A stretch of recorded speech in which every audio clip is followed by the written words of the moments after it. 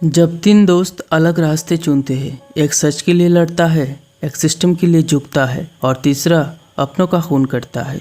दोस्ती, धोखा और बदला। ये कहानी सिर्फ एक गांव की नहीं, ये है दोस्ती के नाम पर हुई एक जंग की। ये है भैरवम। अगर आपको ऐसे ही दोस्ती और बदले वाली कहानियाँ पसंद आती है तो एक लाइक ज़रूर मार देना दोस्तों। तो मूवी शुरू होती है देवीपुरम गांव के बराही मंदिर से और हमें बताया जाता है कि इस मंदिर की मान्यता के हिसाब से हर साल एक बड़ा उत्सव होता है। लेकिन इन गांव वालों को पता नहीं कि इस मंदिर के नाम पर 75 एकड़ ज़मीन है। रविंद्र वर्मा नाम के केनाराई को ये ज़मीन विरासत में मिला था, जिसके बाद वो ये ज़मीन मंदिर के नाम करके यूएस जाके सेटल हो गया। इसके बाद हम मिनिस्टर राव को देखते हैं, जिसको इस ज़मीन के बारे में पता लगता है, जिसकी मार्केट वैल्यू आज 1000 करोड़ है। सीन शिफ्ट होता है और हम इंस्पेक्टर सर्कल को देखते हैं, जो अपना रेसिग्नेशन लेटर लेके एसपी के पास जाता है। लेकिन एसपी ये लेटर लेने से इनकार करता है। उनकी बातों से हमें पता चलता है कि सर्कल को ट्रांसफ़र हुए 3 महीने हुए हैं, लेकिन अब वो नौकरी छोड़ना चाहता है। एसपी उसे ये लेटर पूरा डिटेल में लिख कर देने को कहता है। आखिर वो ये नौकरी क्यों छोड़ना चाहता है, जिसके बाद वो डिसाइड करेगा कि उसे रखना है या निकाल देना है। सर्कल लिखना शुरू करता है और कहानी शिफ्ट होता है देवीपुरम गांव में। जिस दिन वो ट्रांसफ़र लेके उस गांव में गया था, तभी हम देखते हैं कि घर का सामान रखते समय उसकी बच्ची का एक डॉल गिर जाता है।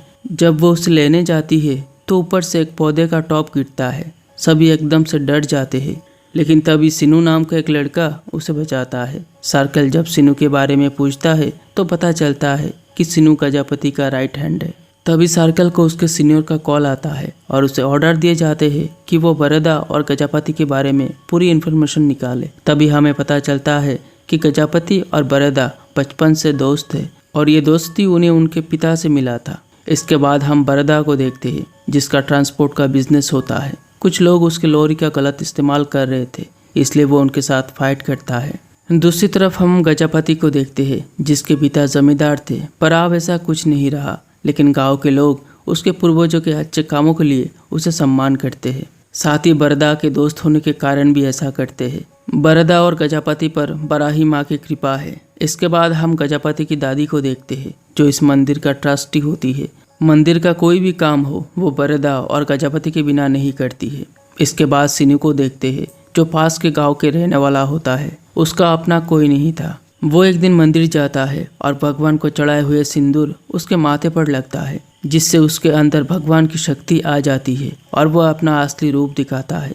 एक दिन प्रजापति को एक कुत्ता भगा रहा होता है, तभी सिनू आकर उस कुत्ते को रोकता है, जिसके बाद से तीनों एक अच्छे दोस्त बन जाते हैं। वो उनके साथ उनके घर रहने लगता है। दादी बाकियों की तरह उसे भी बहुत प्यार करने लगी। वरदा अपनी पत्नी पूर्णिमा 2 बच्चों के साथ रहता है। वही प्रजापति की पत्नी नीलिमा, जिसका सपना है कि उसे उसके पति को दोबारा जमींदारी मिल जाए, साथ ही वो माँ बन जाए। एक दिन मंदिर में पूजा होने वाली है। प्रजापति का ससुर जल्दी पूजा शुरू करने को कहता है, लेकिन प्रजापति बरदा के आने तक इंतजार करने के लिए कहता है। इसके थोड़े ही बाद बरदा अपने परिवार के साथ वहाँ पहुँचता है। पूजा शुरू होती है।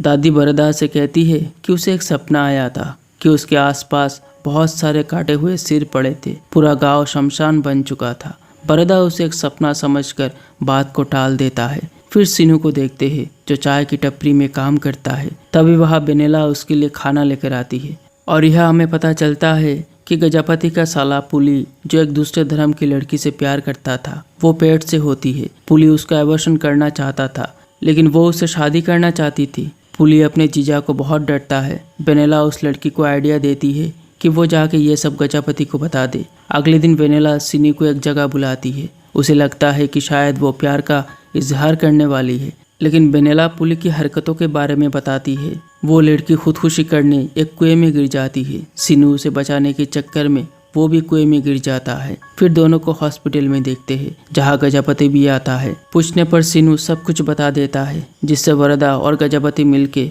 उसे उस लड़की के साथ शादी कराने का फैसला करते हैं। लेकिन प्रजापति का ससुर ऐसा करने पर तैयार नहीं था, जिससे वो लोग जबरदस्ती पुली की शादी करा देते हैं। पुली भी इस शादी से खुश नहीं था। एक दिन प्रजापति का ससुर दारू पी के वरदा के साथ बुरा बर्ताव करता है। दरअसल वो नहीं चाहता था कि उसके बेटे की शादी किसी दूसरे धर्म की लड़की से हो, सीनू भी वहाँ होता है। गजापति आकर अपने ससुर को घर चलने को कहता है। इसी बीच सीनू उसके ससुर को थप्पड़ मार देता है, जिससे गजापति को बहुत बुरा लगता है और उसे अपने घर से भगा देता है। इसलिए वो अपना गुजारा करने के लिए चाय की टपरी में काम करने लगा था। तभी वहाँ बैठा एक आदमी के ऊपर सीनू कुछ गिरा देता है, जिससे वो आदमी गुस्से में सीनू को बुरा भला कहता है। सीनू को इससे कोई फर्क नहीं पड़ता, लेकिन गजापति को फर्क पड़ता है। दूसरी तरफ नागराज को देखते हैं, जिसके दादाजी बराही माता के मंदिर के ट्रस्टी हुआ करते थे। उनके गुजर जाने के बाद मंदिर के साथ उनका कोई संबंध नहीं रहा। उसका पिता एक सिनेमा हॉल चलाया करता है, जिसके अंदर गैर कानूनी काम होता है। वहाँ मिनिस्टर राव भी होता है। नागराज उसका साला होता है। तभी वहाँ ऑफिसर सर्कल पहुँचता है। दरअसल उसके सीनियर उसे मिनिस्टर से मिलने के लिए कहा था। वहाँ पहुँच के उसे उस जमीन के बारे में पता चलता है। मिनिस्टर उसे उसका साथ देने को कहता है। पहले तो वो मना करता है, लेकिन मिनिस्टर उसका कमजोरी पकड़ता है और वो उसकी बेटी होती है। मिनिस्टर उसे कुछ पैसे देता है और वो वहाँ से चला जाता है। तभी हमें पता चलता है कि उस जमीन की कागजात देवी माँ की गहनों के साथ एक बैंक के लॉकर में है। हर साल देवी माँ की पूजा में गहनों को लाया जाता है, जो सिर्फ मंदिर का ट्रस्टी ही ला सकता है। इसलिए मिनिस्टर नागराज को उस मंदिर का ट्रस्टी बनने को कहता है। एक दिन देखते हैं कि दादी गुजर जाती है, जिसके कारण अब गाँव वाले मिलके मंदिर का नया ट्रस्टी गजापति को चुनते हैं।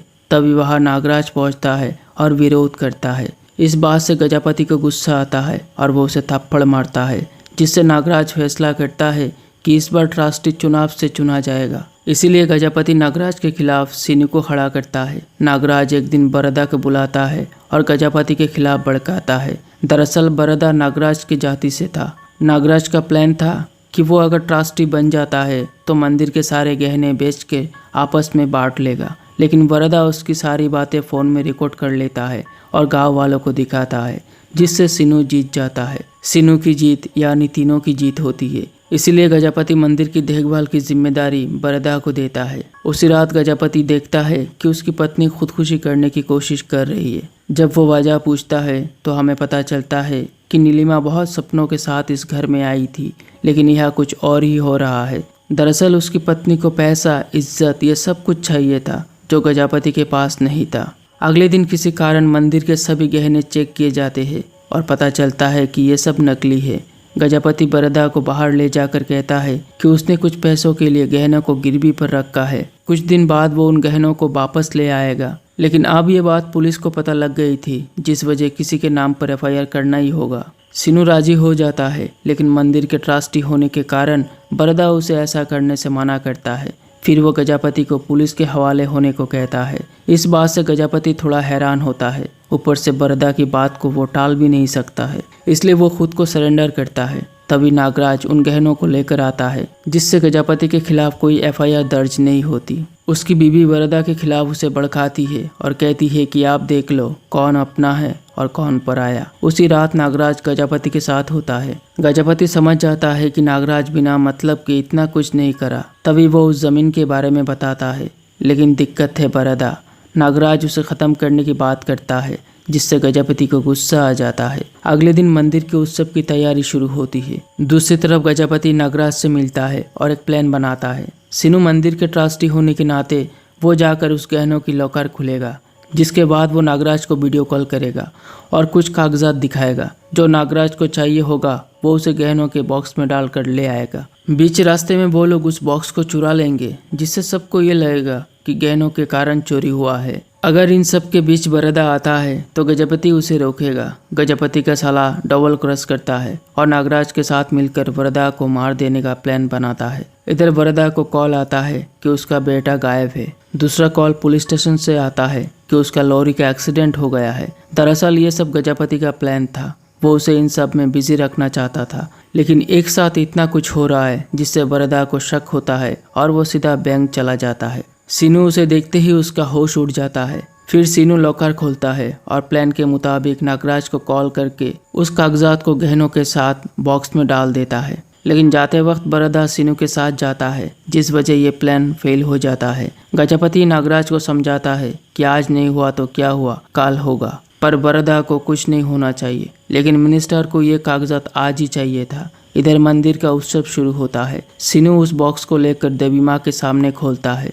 तभी बरदा की नज़र उस कागजात पर जाता है। वो सीनू की तरफ देखता है। वो कुछ समझ पाता इतने में गुंडे मंदिर के अंदर आ जाते हैं, जिससे लोग इधर उधर भागने लगते हैं। तभी इनमें से एक उस कागज को लेकर भागने लगता है। बरदा उसका पीछा करता है। गजापति सीनू गुंडों के साथ लड़ते हैं। वही देवी माता की सिंदूर सीनू पर गिरता है, जिससे सीनू देवी माँ की तरह डांस करने लगता है। इसी बीच गजापति का साला बरदा को मारने आता है, लेकिन तब तक सीनू उसके हाथ काट देता है। इसके बाद सीनू को पुलिस ले जाती है, लेकिन बरदा उसे छोड़ा लेता है। इसके बाद गजापति मिनिस्टर से मिलने जाता है।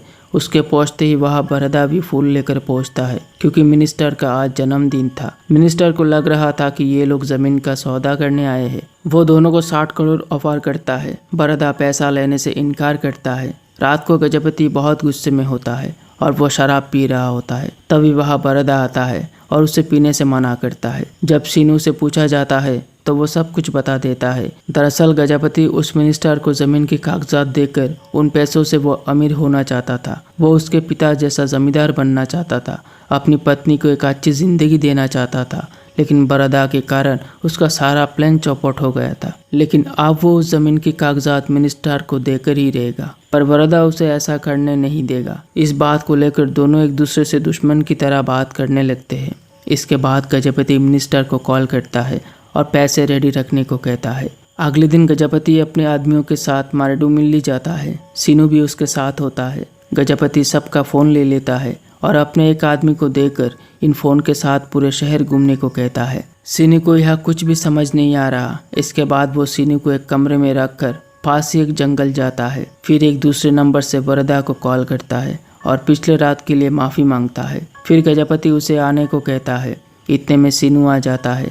सीनू देखता है कि वहाँ बहुत सारा हथियार था। दूसरी तरफ बरदा उस जमीन की कागजात लेकर आ रहा था और ये बात वो गजापति को भी बताता है, जिससे गजापति अपने आदमी को छुप जाने को कहता है। बरदा को रास्ते में एक आदमी मिलता है जो गजापति के साथ काम करता था। वो उसे अपने फ़ोन में कुछ दिखाना चाहता था, लेकिन बरदा उसे इग्नोर कर देता है। फिर वो गजापति से मिलता है। तभी उसकी पत्नी फ़ोन करती है और सीनू को भेजने को कहती है। दरअसल उसकी पत्नी ने गजापति के लिए उसके पसंदीदा खाना बनाई थी। सीनू जाने को तैयार नहीं था, क्योंकि वो समझ गया था कि यह कुछ तो होने वाला है। गजापति उसे ज़बरदस्ती भेज देता है। उसके जाते ही बरदा गजापति को मारता है, जिससे गजापति अपने आदमी के साथ मिलकर अपने दोस्त को मार देता है। मारते वक्त वो बरदा से नज़र नहीं मिला पा रहा था। उसके हाथ काँप रहे थे। कुछ देर बाद सीनू खाना लेकर आता है, पर यह कोई नहीं था। वो रोने लगता है। तभी उसकी नज़र एक पेड़ पर जाता है, जहाँ बरदा को मारकर लटका दिया गया था। ये सुन गाँव वाले, उसका परिवार सभी उसे देखने आते हैं। सच कहूँ तो ये जगह देखकर रोना आ गया था। बरदा के मरने से उसका परिवार पूरी तरह से टूट गया था। मिनिस्टर को भी वो कागज मिल गया था। गजापति भी एक नया गाड़ी लेता है। उसकी पत्नी बहुत खुश थी,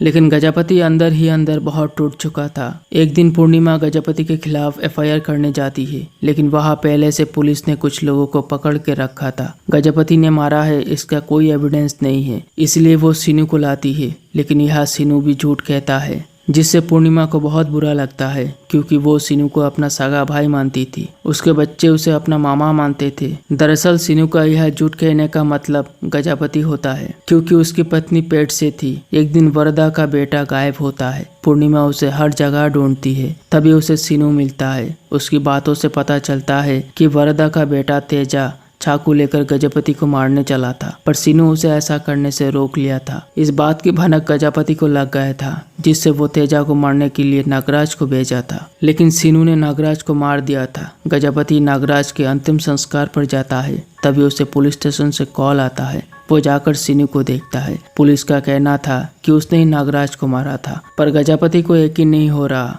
इसलिए वो सीनू से पूछता है। सीनू अपना गुनाह कबूल करता है कि उसने ही मारा है नागराज को। ये सुनते ही गजापति हैरान रह जाता है। तभी गजापति की पत्नी उसे कॉल करती है और कहती है कि उसका भाई काल से गायब है। तभी हम देखते हैं कि गजापति का साला भी तेजा को मारने गया था, लेकिन सीनू ने उसे भी मार दिया था।